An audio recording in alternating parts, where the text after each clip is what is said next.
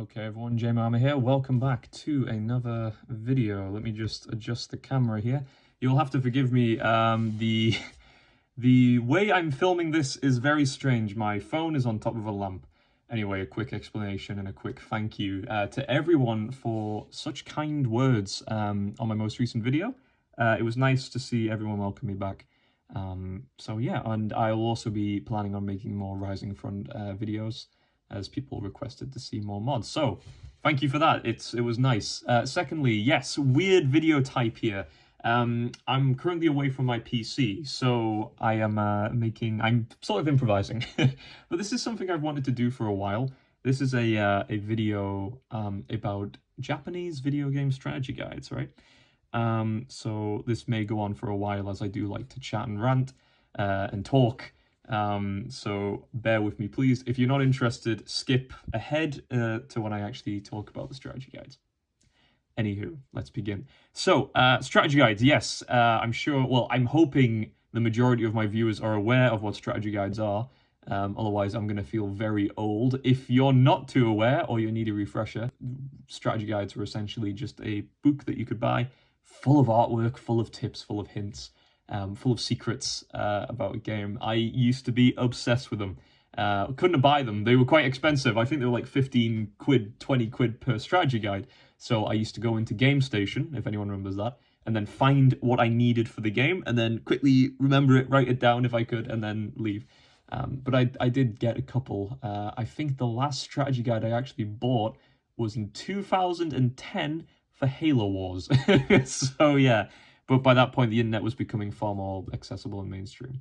The main point of them really was because the internet speeds were slow, and this was a good way to find out facts and information about the games that you were playing.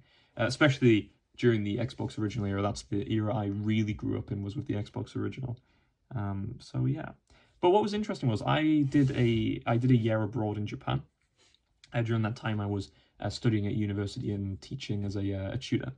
And because of that, I discovered a shop called Bukoff. I'm sure everyone who's been to Japan or, at least knows about Japanese culture may have heard about it.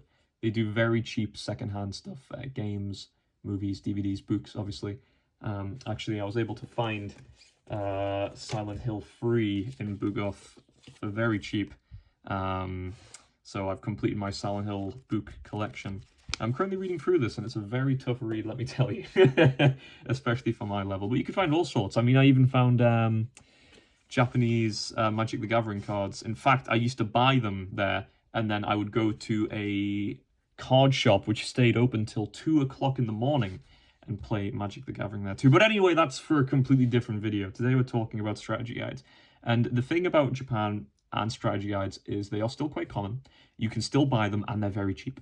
And because of that, I ended up buying I shouldn't have done that, no. And because of that, sorry about that, like I say, I'm lending my phone. Because I bought a lot of them for games that I grew up with or just took an interest in. And I figured on this video today, I'll show them off for you so you can get an idea of what they are. I love collecting these. I love books, and there's something about strategy guides on a bookshelf which looks fantastic. So let's begin with the first one I actually bought. Clock Tower 2 for, you'll have to bear with me, 200 yen.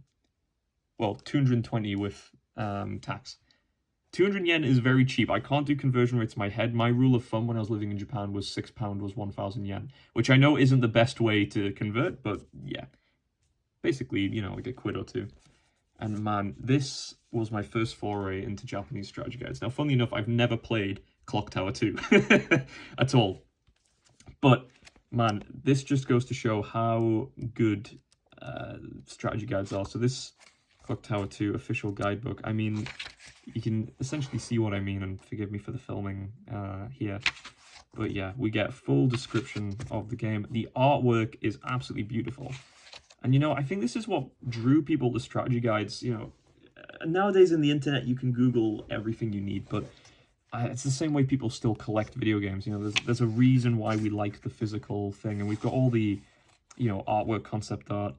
I think that might actually just be a photograph of a man in a suit with a filter over it. Not entirely sure, yeah, but yeah. And you've got their ages, their personality types, etc. And just all sorts of information. I mean, look at this, how you can actually play here. Operation method. Controller and mouse. The PlayStation mouse.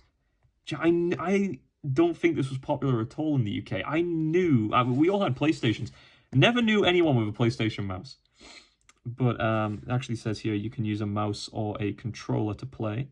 But it actually says if you use the mouse, it's actually a lot easier to point. It's a lot better.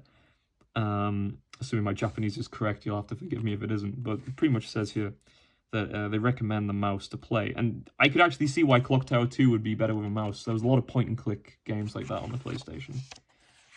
And here we see some interesting use of English here. Picture of menu. That's menu screen, menu gamen. And advance of game. Advance of game no shinko. Advance of game, that's interesting. Yeah, pretty much advancement of game.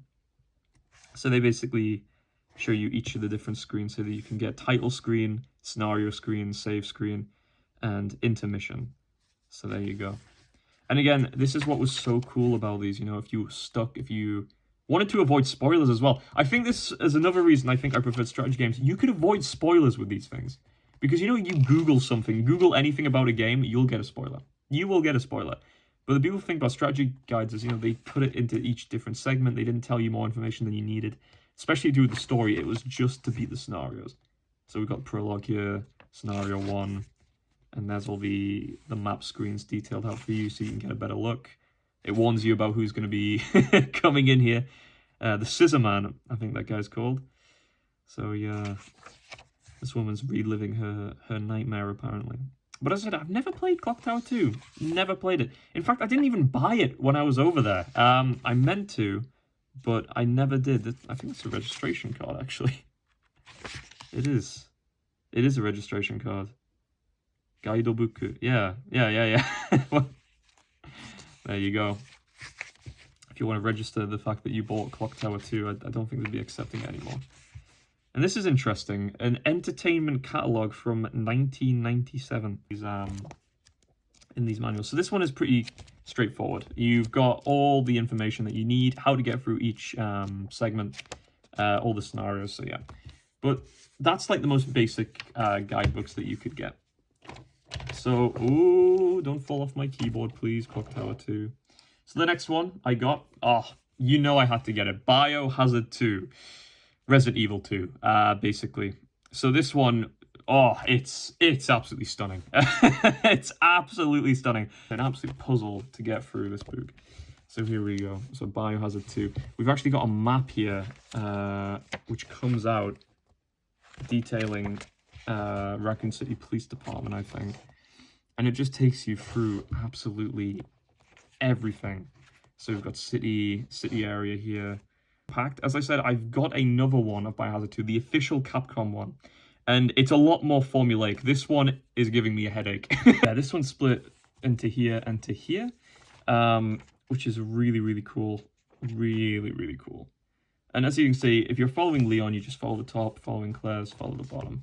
And like I say, the amount of info in here, the only snag with this one is there is so much text and so much things going on all the time. It is a nightmare to read. My phone keeps falling off my lamp. That is how I'm filming this. So let's take a look at the official guidebook here. And you can see the build quality is just so much better. 220 yen. And man, it is just something else to hold this. It is so cool. I mean, the amount of information in this one too, it's the same as the V-Jump one, but it's a lot more formulaic. It's a lot more laid out better. There's a lot more information about the characters, which is really cool. So yeah, we can see Ada Wong, Shetty back in, all the different characters from Biohazard 2. And yeah, this one's roughly the same. In fact, I like this one because all the information about the weapons that you've got as well. They've actually went through each zombie as well. So we've actually got female zombie here detailing, information that you don't really need about them. And over here, we've got the different types of male zombies. So we've got a scientist over here, police officer, zombies, zombie wearing a black t-shirt, more personnel, research personnel.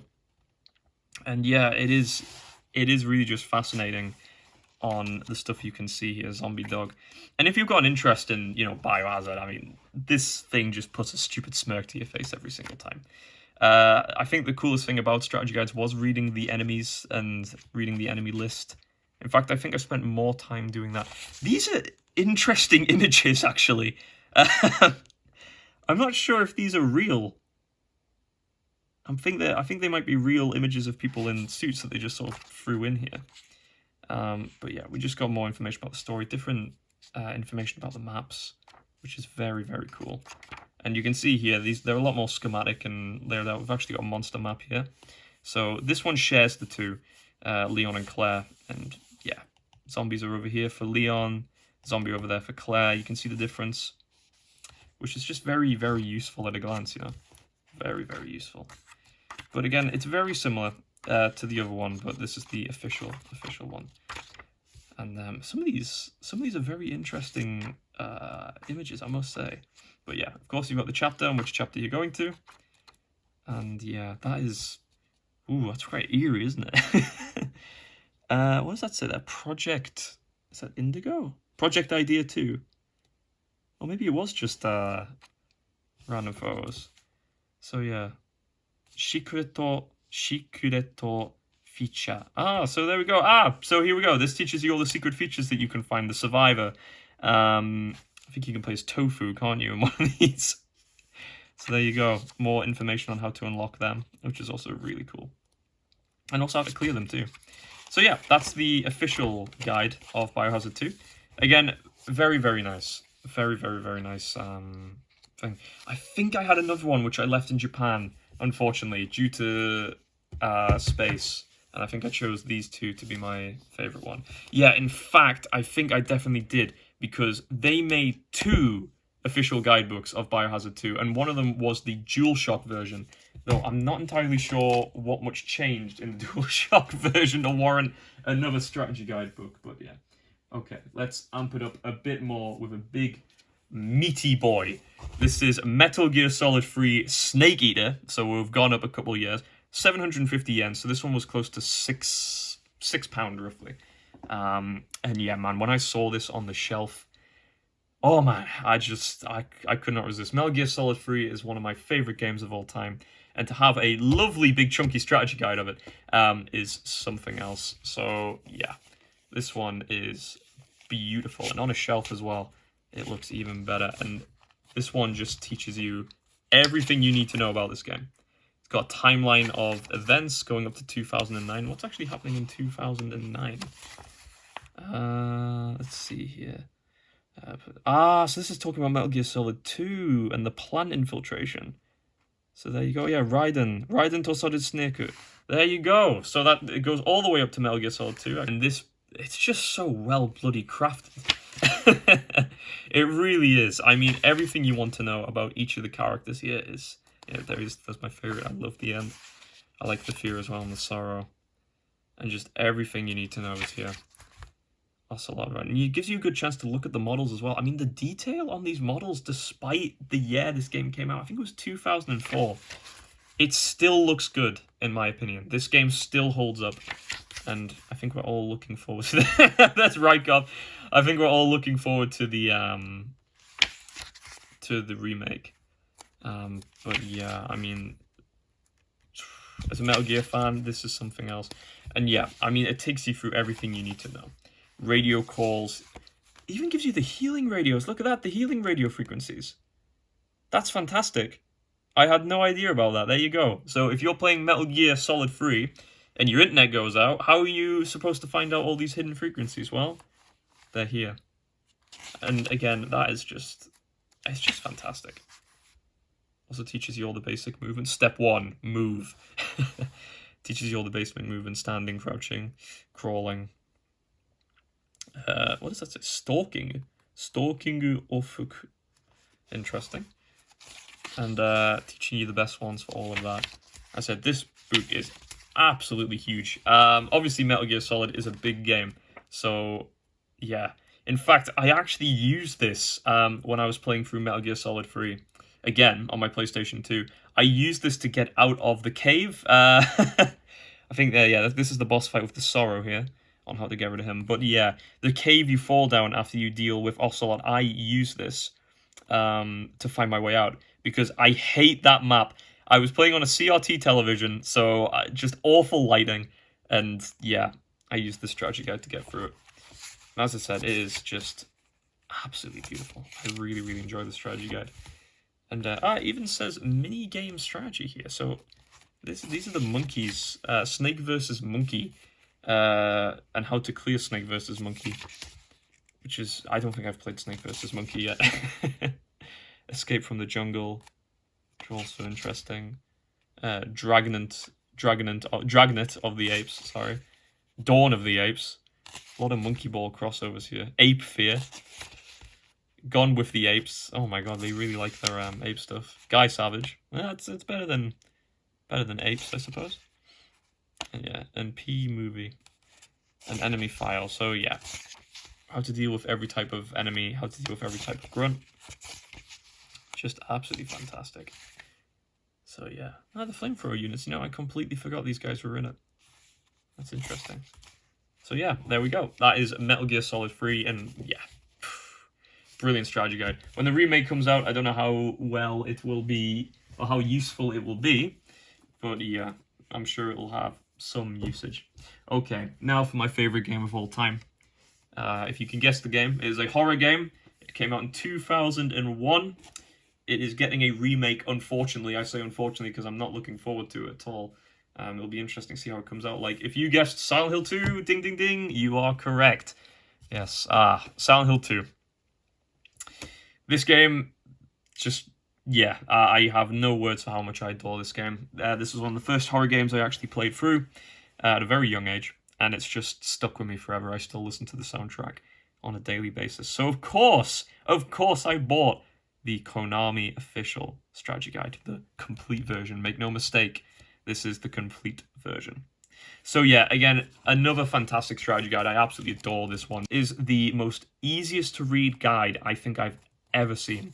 It breaks everything apart for you in, not too much text. Even at my Japanese level, this thing is completely readable.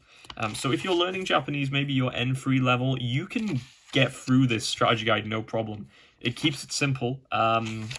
It's fantastic. And of course, I love reading the lore about Silent Hill 2. So yeah, it's even better. I love this. Down the stairu toki mo keshite yudan suru na. So even when you get them down, you hit them down. Do not.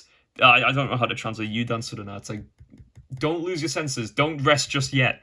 Don't think you're in the clear just yet. So yeah, it essentially just tells you everything you need to know about them. The bubble nurses, the mannequins, the creepers. Are they called creepers? I did not even know that. And the Manda. Do you know, that's very interesting. These are one of the main creatures from Silent Hill 3. I've just realized, yeah, they're the ones that hang on at the gates at the bottom. That's incredible. I did not know that. My only regret is I didn't buy Silent Hill 4 strategy guide and Silent Hill 3 strategy guide, but I couldn't find them. So I'm going to have to find them another time. And red pyramid thing, Sankaku Atama. It's unfortunate I keep seeing people use the term red pyramid thing, and people these days correct them going, what are you talking about? It's pyramid head. It's a red pyramid thing, bro. I mean, both are correct, but, a lot of people who were introduced to Silent Hill from, Dead by Daylight, yeah, they try to correct people a lot. It's very frustrating. So yeah, but techniques on survival. I think the most useful thing about this is, let me see if I can find out where it is. It actually tells you how to get each ending. Catastrophe. Here we go. So this is a chart on how to get each ending, which is so cool. So cool. So, as I said, this is how you get the leave ending. This is how you get the Maria ending, and this is how you get the in water ending. And they've broke it down into points. So basically, when you do one of these actions, it increases or decreases your chances of getting the thing. So if you see here, they've put it into events and regardless of events as well. So it is so cool to get that. And of course, it explains each ending as well. Which again, just makes this so useful when you're doing it. So it teaches you how to do the Maria ending. the in-water ending, what these endings mean. Rebirth ending as well, how to do the rebirth ending. Which is a secret ending as well. And it's got the question mark ending. Which is interesting too. That is the dog ending, I think. Yeah, I think that's the dog ending, the alien ending. Question mark ending. Which is interesting too. That is the dog ending, I think. Yeah, I think that's the dog ending, the alien ending. Yeah, a hidden ending. Let me bring it down here. Can you find the hidden ending? Can you do it? Basically, and it gives you tips on how to do it. So they don't tell you how to get the dog ending in the strategy guide. That is incredible. They tell you how to get the hidden rebirth ending, but they don't tell you how to get the dog ending. So that's interesting here. Yeah, so it won't come out after... It won't like appear on your first playthrough, and it says if you find a different location, that is the key. So do your best to try and search for it. Cheeky buggers. It actually says here, is there a wall that you can open? I think it's how you do that, right? And, you know, that's a lie. Why? Oh my god, damn it. That's fantastic. That's absolutely fantastic. You know, I've not actually read through this yet, so that's incredible. And, yeah, I wish I could translate this a bit more off the cuff, but my ability is not that good just yet. But, yeah, oh, that's incredible.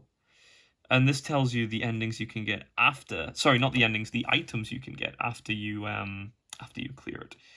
So, the hidden items, chainsaw, not entirely sure what that is, white something, lost diary, goblet, and a question mark here, so they're hiding more stuff. So yeah, it is very incredible that. Very, very cool.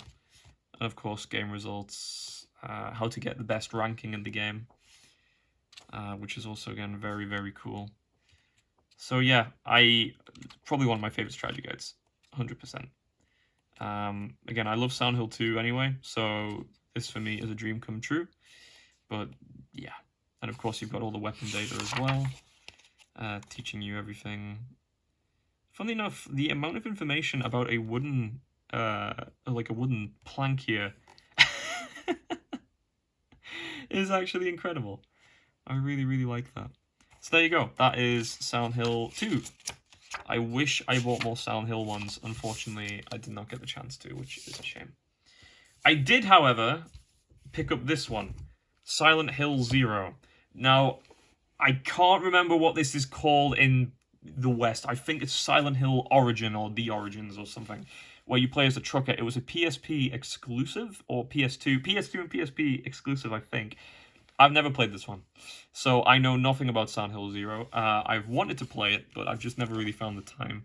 And yeah, this is an official guide, so you can see Konami spends so much time, so much effort putting into these ones. Not as much detail as Silent Hill 2. I do wonder if that's because this was made by a Western developer. But yeah, this one's straightforward. There's no cool facts about the monsters. There's no cool hidden items. There's no humor in this one. It is quite literally just, yep, here's the map. Here's what you do. Done. And, that's interesting. These are the novels. These are the novels of Silent Hill. The one I showed you before, Silent Hill 3, 2, and 1. I actually own all of them. So, there we go. Very, very, very cool. Okay, so this is a one I'm very, very unfamiliar with. This is Zelda no Densetsu, Toki no Ocarina, or Ocarina of Time, The Legend of Zelda. Now, don't kill me, guys. I've never played the Ocarina of Time. Well, the original 64 version. I had the 3DS version, which I didn't get too far on. So, bear with me. The only reason I bought this was because it looked cool and Nintendo 64. It's a very, not personally for me, but, you know, it's like a nostalgic, you know, icon of 90s, early 2000s gaming. So yeah, this one, again, I found this one in Osaka, I believe, and I couldn't get away from it. There was something really beautiful about this one. I hadn't had a Nintendo strategy guide yet, So I thought, why not? 650 yen, £4.50, I think, roughly. And yeah, this one still has the Obi strip over it, which is really cool. So again, I don't really know much about Zelda, so if you are a fan, this will probably make a lot more sense to you, that you can jump to for that route. Whatever that means. Again, I'm not entirely sure how Zelda is played, or how Legend of Zelda is played. Here's the field maps, which is really, really cool. Kokiri no Mori, so forests of Kokiri, I assume. Or Kokiri Forest, there we go. Yeah. Hyrule Fields. Again, it's more for me just having a Nintendo strategy guide, but you know, I was really looking for this one and the Mario 64. Mario 64 is a game I've actually played a lot of. I really enjoy Mario 64. So, yeah. But man, again, everything about this just is so filled with wonder and charm, which just really, you know, it's a completely different era. And I think it's a lot better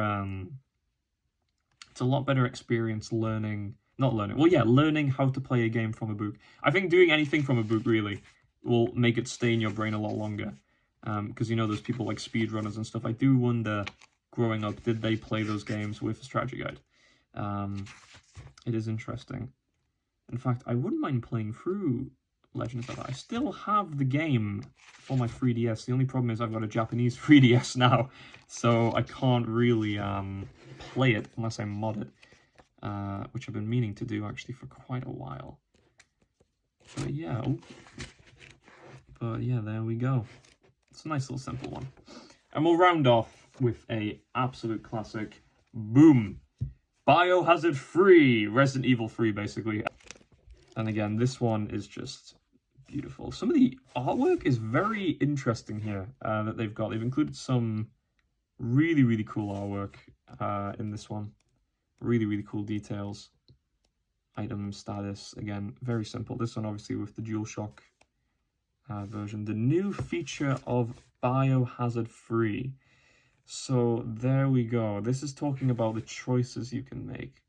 Yeah, so they call it Raibu selection, basically live selection. You have seconds to choose your path, basically. Which again, this wasn't in the remake, I don't think, was it? So the really cool thing about this is it'll tell you here, like the one on the stairs, kick turn, kogeki, objector. So you've got basically everything you need here, which is really, really cool. So yeah, nice one to round off on. Different colors depending on different chapters, which is even cooler. Whoa! Look at that, man. So cool. Police station, downtown. So yeah. Oh, whoa, hold the phone! What is this?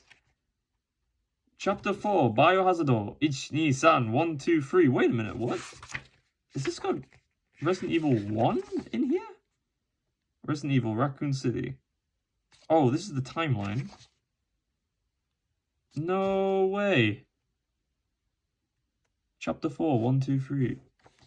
Wait, this is the original. This is Resident Evil 1. What? No.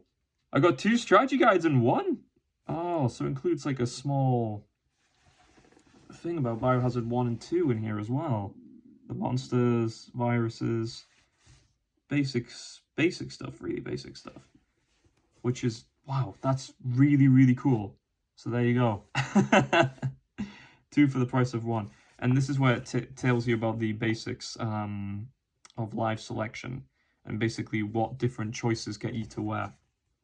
Which again is really cool. That is them there. Aha! I knew it. There we go. So we've got Resident Evil 1 and 2. There's the guidebook I own, and there's the DualShock version. So I knew I wasn't going insane. But there we go, guys. So that is about it. Thank you very much for watching. I hope you enjoyed. Like I said, I've got a lot of them here. If we put them all on the pile, oh, there we go. I absolutely adore collecting.